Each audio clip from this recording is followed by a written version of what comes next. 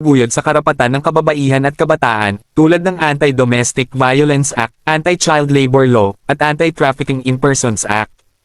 Naging majority floor leader din siya sa Senado mula 2001 hanggang 2004, ang unang babae na humawak sa posisyon na ito.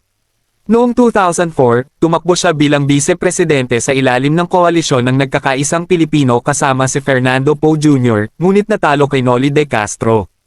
Noong 2007, tumakbo muli si Legarda sa Senado at nanalo, na may higit 18 milyong boto sa kanyang ikalawang termino. Nag-akda siya ng mga batas tulad ng Climate Change Act, Magna Carta for Micro, Small and Medium Enterprises, MSME Act, at Magna Carta on Women. Noong 2010, tumakbo siya muli bilang vice-presidente, sa pagkakataong ito kasama si Manny Villar, ngunit natalo kay Jejomar Binay. Sa kanyang ikatlong termino, nagtuon siya sa mga batas na may kinalaman sa kultura at kapaligiran. Naging chairperson din siya ng